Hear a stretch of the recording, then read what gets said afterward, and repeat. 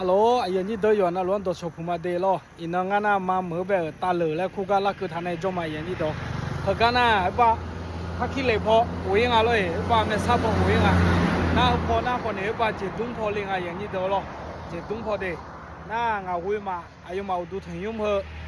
ที่อยากหูเบียงละบ่อยจังเลยอ่ะน้าหิมินกันละคือทานในจอเลยยันนี่ตัวน้ากันนะคนนี้งาวิ่งแพ้ยุ่งอะไรงาเพียอันนี้ล้องาวิ่งแพ้น่าที่จมลักก็ว่า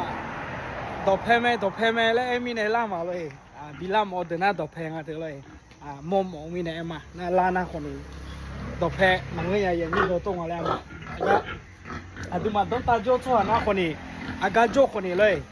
อากาชูยาจีชูหนุ่มมันเนี่ยชูเฮน่าอยู่กันน่ะรู้มั้ยใจเนี่ยอย่างนี้เด้อล้อเธอมีในก้างอ่ะวิจินี่อากาจีนี่ชูอันทางเลยอากาจีสมอยตีโยหือนี่มอนากันน่ะเฮมนามาจริงอ่ะเลยกามาตัวเพ่ๆนี่ป้าเฮการู้จังทางอ่ะเด้จีดุมเปเลกามาล้อนะ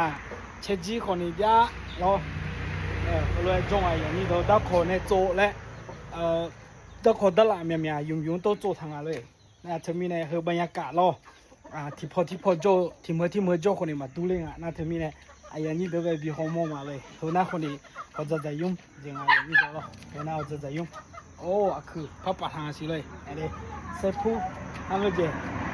ปัดต่อทางอ่ะล้อคือโมโยหาจิเลยคือโมโยหามีตัวเพมจอยอ่ะโอเคนั่งพอดีใจมาเลยน่าเฮน่าคนนี้ก็เจียพังอ่ะล้อเจียพังอยู่ท่าน่าก็อย่าเจียอูเดอูแล้วอย่าเจียพังจินี่ยอมไหมจังมือทางอ่ะเลยตีนี้สุ่มงาโกสิเยวิหุ่มยังไงอย่างนี้เด้อล้ออย่าจีขอชูทาคือขอชูทาอายาคนนี้ชูทางอ่ะล้อก็สบายนะเฮน่าห้องครัวคือที่อยู่หามีตัวเพมจอยยังอ่ะพอจะดูยังก็น่าคนในห้องครัวเลยก็จะยุ่งแล้วพอจะเลยมาไม่ยังที่เจจีจะชมมีเนี่ยหรอ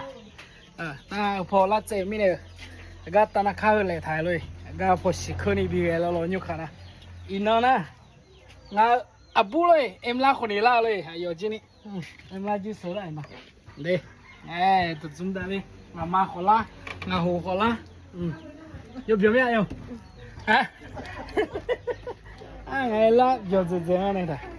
นั่นยังจีน่าคนนี้ก็อย่างอ่ะล้อก็งาเวจิเลยมันทางยาดูนะงาน่าก็ยาเลยเด้ก็น่าสุ่มว่ะเอ็มลาเลยงามาเลยก็งาเลยก็อย่างดักขอในจังทางเลยน่าต่างจริงเลยดักขอในจังทางหลังนี้พอย่อมืออย่างนี้เดี๋ยวเลยหลังนี้พอแต่มาเยอะย่อมือเราพอจะอันอยู่มันเนี่ยก็ไกลเ